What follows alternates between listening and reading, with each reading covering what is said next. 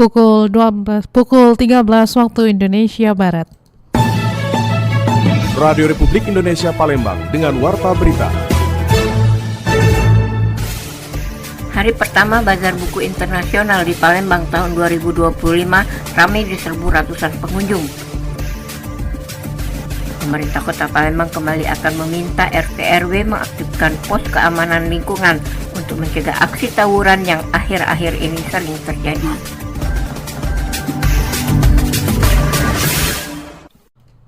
Pendengar, itulah diantaranya beberapa informasi yang kami hadirkan siang hari ini, Jumat 19 September 2025, yang berhasil dihimpun tim redaksi Radio Republik Indonesia Palembang. Saya Tata Edin, inilah berita selengkapnya.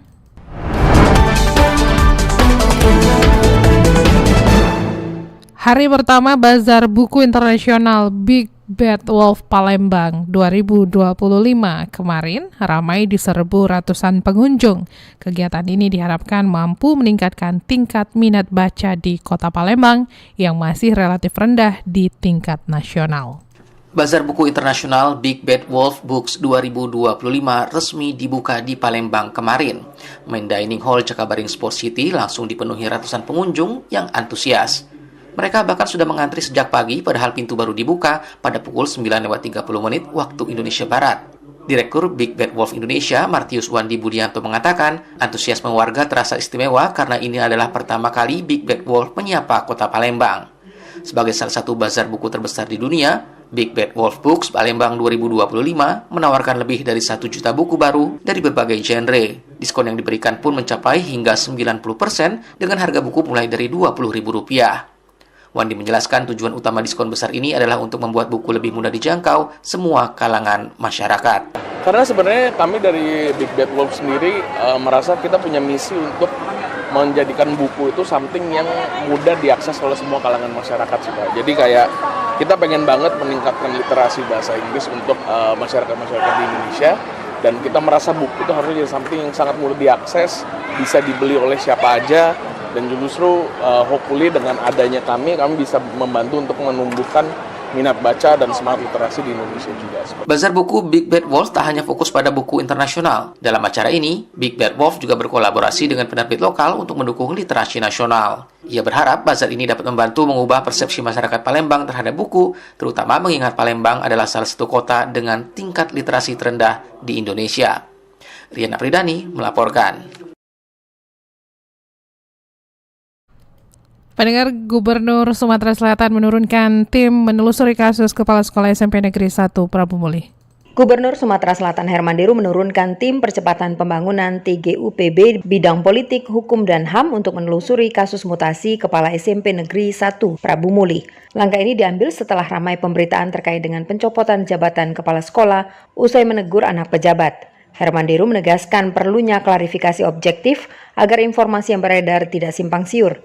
Isu mutasi tersebut viral di media sosial dan mendapatkan perhatian publik. Wali Kota Prabu Muli membantah tuduhan bahwa mutasi terjadi karena faktor pribadi dan menegaskan keputusan itu murni kebijakan manajerial. Di sini sudah luruskan, jadi nanti TGUPP bidang politik juga hukum saya utus ke sana Pak Muklis untuk mendengarkan seobjektif mungkin, karena Pak Wali juga sudah mengklarifikasi bahwa kepala sekolah itu sejatinya belum diberhentikan atau belum dimutasi. Sebenarnya menjawabnya juga sederhana juga. Sementara itu, pakar pendidikan Universitas Sriwijaya Abdullah menilai polemik ini harus menjadi bahan introspeksi. Menurutnya, informasi dari siswa tidak dapat langsung dijadikan dasar keputusan tanpa klarifikasi menyeluruh. Kedua belah pihaklah introspeksi demi kebaikan semua. Dan ini hikmahnya tidak hanya kepada SMP di Prabu Muli itu dan Pak Wali Kota, untuk semua saya kira implikasinya terutama di Sumatera Selatan. Hermanderu menambahkan semua pihak perlu mengambil hikmah dari kasus ini. Ia menekankan penguatan manajemen sekolah agar kualitas pendidikan di Sumsel semakin terjaga.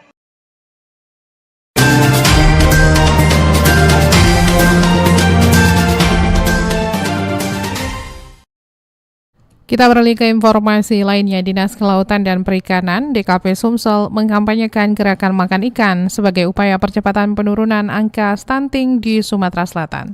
Pemerintah Provinsi Sumatera Selatan menargetkan penurunan prevalensi stunting menjadi di bawah 14% pada tahun 2024.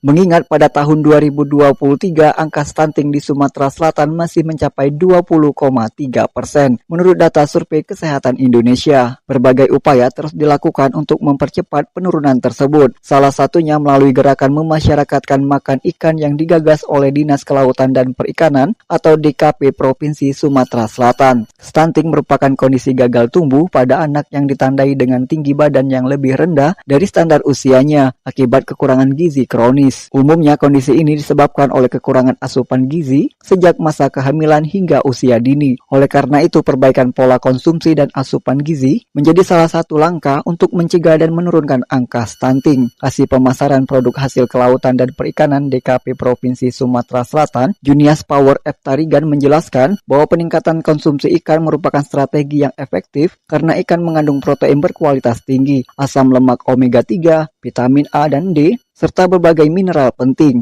Nutrisi ini sangat penting untuk pertumbuhan fisik, perkembangan otak dan daya tahan tubuh anak, serta bermanfaat bagi ibu hamil dan balita. Jadi kita ada 3 cara yang dilakukan, yaitu ada komunikasi, informasi, dan edukasi. Di 2 tahun belakangan ini kita melakukan hal tersebut selain dalam bentuk promosi, yaitu lomba masak serba ikan, juga kami arahkan juga hasil kita yang namanya kita join dengan kawan-kawan dari OPD lain, katakan gitu ya tadi, menjangkau untuk yang ibu-ibu yang kekurangan gizi kronik, ya seperti ibu hamil, lalu juga anak-anak yang pertumbuhan tidak normal dan lain-lain. Artian gizinya kurang ya, itu yang kita sasar.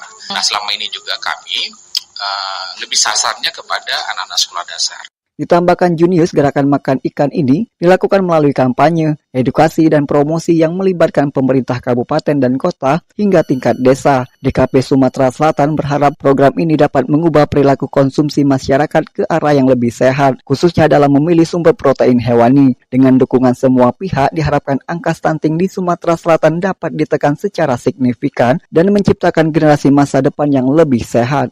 Dari Palembang, Sumatera Selatan, Muhammad Irfan, Pro 1 RRI terus mengudara untuk Indonesia.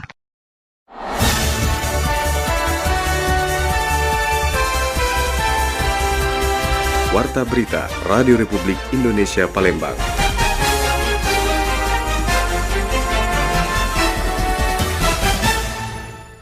Pendengar, pemerintah Kota Palembang kembali akan meminta RT RW mengaktifkan pos keamanan lingkungan atau Kamling untuk mencegah aksi tawuran yang akhir-akhir ini sering terjadi.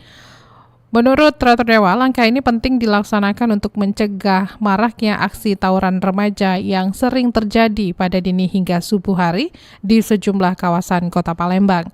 RD menegaskan keberadaan pos Kamling bukan hanya sebagai sarana ronda malam, tetapi juga menjadi wadah kebersamaan warga dalam menjaga keamanan lingkungan.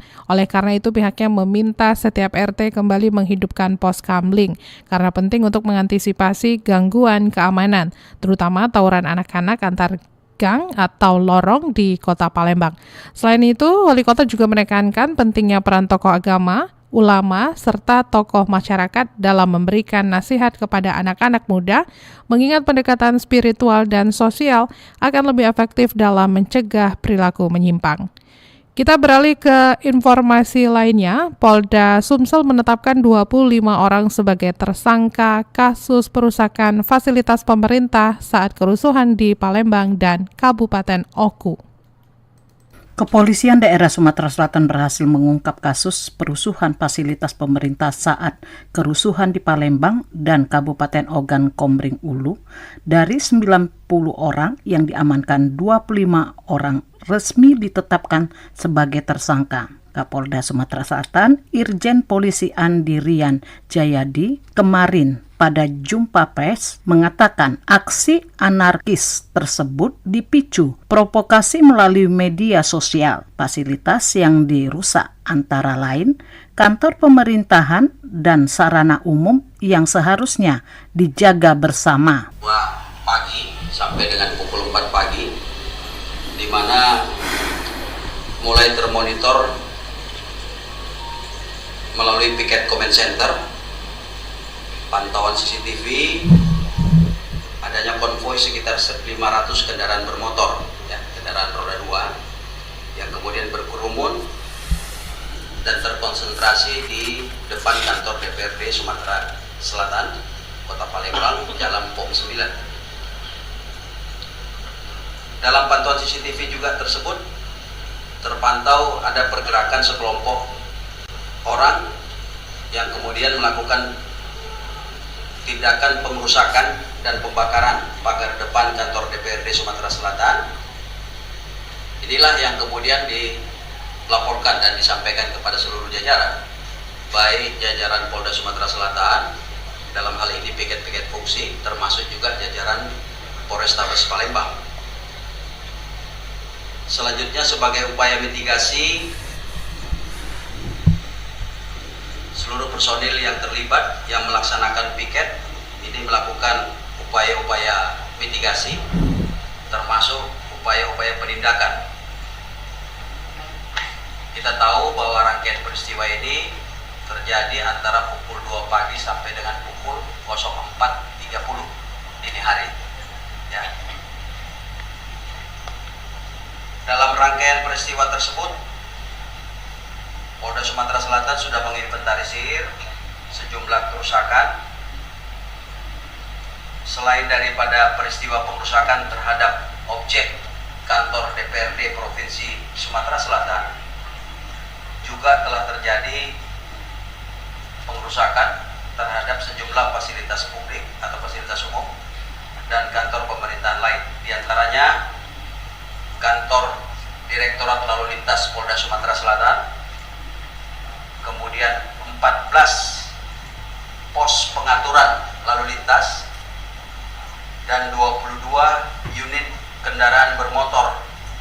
Ya, kendaraan bermotor, ada mobil, ada sepeda motor roda 2. Pada saat yang sama, dari proses mitigasi yang dilakukan oleh Polda Sumsel dan jajaran Polrestabes Palembang, itu berhasil diamankan sebanyak 64 orang, terdiri dari 42 orang yang diamankan oleh Polda dan 22 orang yang diamankan oleh jajaran Polrestabes Palembang. Ini kemudian kita kumpulkan, disatukan penanganannya di Polda Sumatera Selatan. Rekan-rekan sekalian, terhadap 64 orang yang telah diamankan tersebut kemudian dilakukan pemeriksaan awal dan diperoleh informasi bahwa aksi tersebut dipicu oleh seruan dan hasutan yang menyebar melalui media sosial, melalui platform Instagram, salah satunya dengan akun @pelaju_x_jagabaring, dan unggahan-unggahan lain yang bersifat provokatif melalui platform Facebook. Para pelaku yang sebagian bergabung dari kelompok balap liar yang kemudian kita ketahui melakukan pengerusakan sejumlah fasilitas publik tadi. Ada yang menggunakan bom molotov, kemudian juga menggunakan material-material lain seperti batu, termasuk juga membakar dengan menyulut langsung terhadap beberapa objek yang saya sudah sebutkan tadi. Polisi menegaskan akan menindak tegas provokator maupun pelaku lapangan. Saat ini penyidik juga menelusuri akun-akun media sosial yang menjadi sumber provokasi untuk mencegah kejadian serupa terulang. Kapolda Sumatera Selatan menghimbau masyarakat tidak mudah terprovokasi serta menggunakan media sosial secara bijak. Ia menekankan kepolisian terus berupaya menjaga keamanan agar Sumatera Selatan tetap kondusif. Lamsi Harsilitonga melaporkan.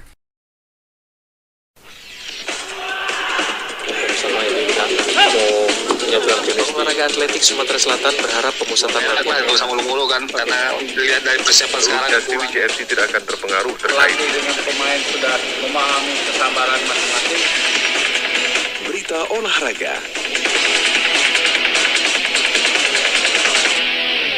Kita ke berita terakhir dari dunia olahraga. Pasca kekalahan perdana di Liga 2, manajemen klub Sriwijaya FC berharap tim segera bangkit dan tampil lebih baik di pertandingan berikutnya kontra Persikat Depok. Kekalahan pada laga perdana Championship 2025 menjadi catatan penting bagi Sriwijaya FC. Manajemen klub berharap tim segera bangkit dan juga tampil lebih baik di pertandingan berikutnya. Wakil Presiden klub M. David menegaskan pentingnya mental kuat bagi para pemain untuk menghadapi kompetisi panjang.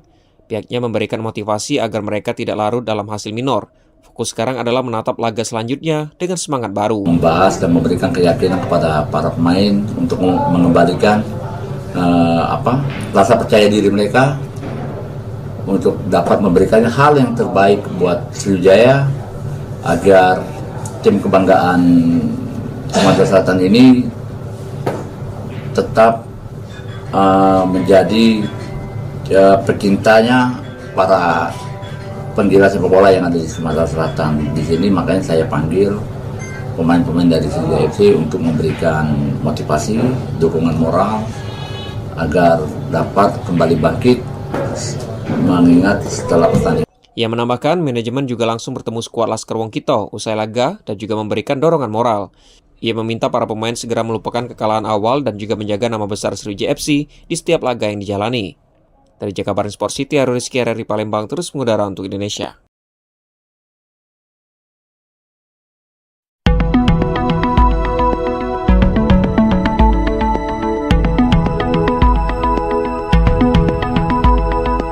Pendengar, informasi tadi mengakhiri Warta Berita siang ini produksi Radio Republik Indonesia Palembang.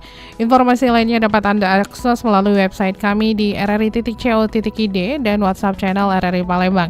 Juga ikutilah media sosial terverifikasi kami di Facebook, Instagram, TikTok, dan X @RRI Palembang. Kami juga membuka ruang aspirasi bagi Anda untuk menyampaikan sejumlah persoalan dan peristiwa yang berada di sekitar Anda. Melalui line WhatsApp di 082179279090 serta pesan chat melalui aplikasi RRI Digital. Mewakili kerabat kerja yang bertugas, saya Tata Edin mengucapkan terima kasih atas perhatian Anda. Selamat siang, RRI terus mengudara untuk Indonesia.